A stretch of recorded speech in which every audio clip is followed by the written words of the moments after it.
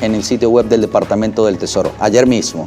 Y al mismo tiempo, el presidente de Colombia, recién electo, Gustavo Petro, quiere devolver monómeros al presidente venezolano Nicolás Maduro para bajar los precios de los fertilizantes. Fue una de las denuncias que hacía el recién electo presidente cuando era candidato. Se refería a la administración del gobierno interino de Juan Guaidó, que pues señalaba de haberse robado, literalmente así lo decía el presidente de Colombia, el dinero de monómeros, y achacaba a esta situación el alto costo de los fertilizantes en Colombia. Ahora hay una intención del gobierno colombiano de acercarse nuevamente a Venezuela y devolver la empresa Monómeros, que pertenece por supuesto a nuestro país. Estos dos aspectos son importantes por supuesto en la agenda informativa del día, pues componen una serie de acercamientos que están teniendo los gobiernos de Venezuela, Colombia y Estados Unidos para el levantamiento progresivo de las sanciones. Esta semana también hablamos del tema de las sanciones con una experta en comercio internacional y además sanciones internacionales. Ana Miriam Camacho nos acompañó el lunes y la hemos invitado nuevamente al programa para tocar este tema tan interesante, además que ha generado, doctora, muchas preguntas en nuestra audiencia, mucho interés de nuestra audiencia para saber qué es lo que está pasando detrás de todo este panorama informativo. Buenos días, bienvenida nuevamente a Globovisión, a Primera Página. ¿Cómo está? Muchas gracias. Pues muchas gracias de nuevo por la invitación. Bueno, dos pasos importantes. Estados Unidos autoriza transacciones con gas y Monómeros ahora parece que vuelve a jugar dentro del gobierno venezolano. ¿Qué significado tiene esto? Bueno, esa licencia de Estados Unidos ya se otorgó el año pasado. Esto es como una actualización o una renovación. Una renovación. Con lo cual, lo que indica es que se está siguiendo la línea de apertura y de suavización de la línea dura que se había establecido desde el año 2017, ¿no? ¿En qué contexto? Como hemos dicho, pues en este contexto de que hay un conflicto a unos kilómetros, pero que impacta directamente en la situación de Venezuela como proveedor de determinadas materias primas.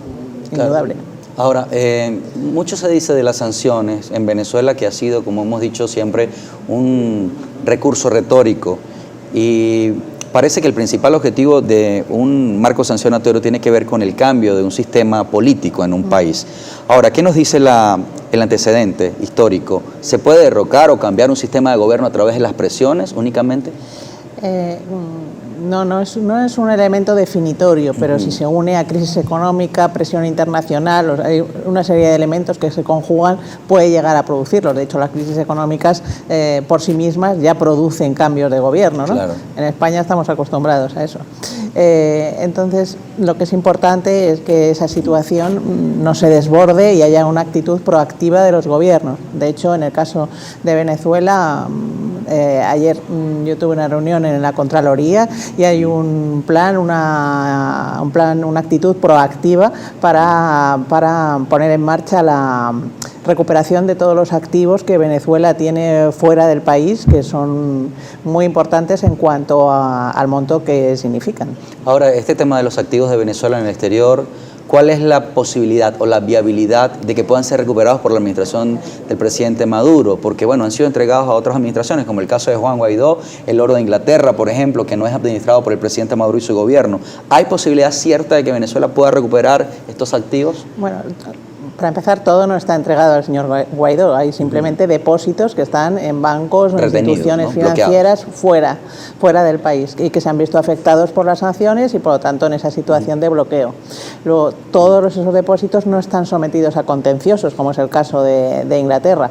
Desde el momento en que existe un contencioso, eso complica la situación, porque ya, lógicamente, hay que entrar en el sistema judicial del país concreto, en este caso de Reino Unido, y, bueno, hay que hacer alegaciones. Bueno, hay que seguir los cauces litigiosos del país, pero hay otros muchos depósitos que no están sometidos a una reclamación contenciosa, y en ese caso lo que hay que llegar es a acuerdos con las agencias regulatorias bancarias locales y con las instituciones financieras en los que estén depositados esos activos, y llegar a un acuerdo lo más rápido posible para poder recuperar y volver a su cauce normal, que es el país. Ahora, en este sentido, Venezuela tiene, digamos, los alegatos alegatos o las condiciones legales para reclamar ese dinero? Sí, claro.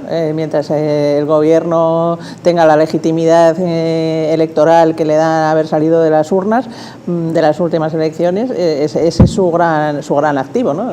La legitimidad de nombramiento del propio gobierno. Entonces hay que poner esto encima de la mesa y, como digo, entablar contactos con las instituciones donde están depositados esos activos y esos fondos para iniciar la recuperación lo antes posible. Ahora, usted nos dice que el gobierno venezolano va a iniciar ahora una serie de acciones legales en materia internacional para traer esos activos. Sabemos también, por ejemplo, que el Parlamento venezolano, la Asamblea Nacional, ha designado una comisión especial que trabaja, digamos, en la recuperación de activos de la nación por este contexto de las sanciones internacionales. ¿Qué significado puede traer esto? ¿Qué puede significar en cuanto al impacto en nuestra economía si comienzan a recuperarse esos activos y en cuánto tiempo podría ocurrir? Bueno, el impacto es fundamental porque la cantidad es muy importante. Entonces, eso que duda cabe que es una inyección de fondos en la economía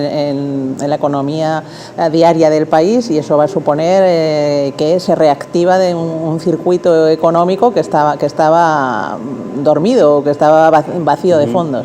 Eso por un lado. En los tiempos, pues eso es siempre difícil saberlo, ¿no? Pero no debería ser mucho tiempo si hay una voluntad negociadora por ambas partes, y normalmente suele haberla porque lo contrario es entrar precisamente en la vía litigiosa, y eso no beneficia a nadie. Ha habido mucho choque político en estos últimos años por el tema de las sanciones. Quizá una actitud un poco más conciliadora podría permitir que Venezuela regrese entonces. Indudablemente.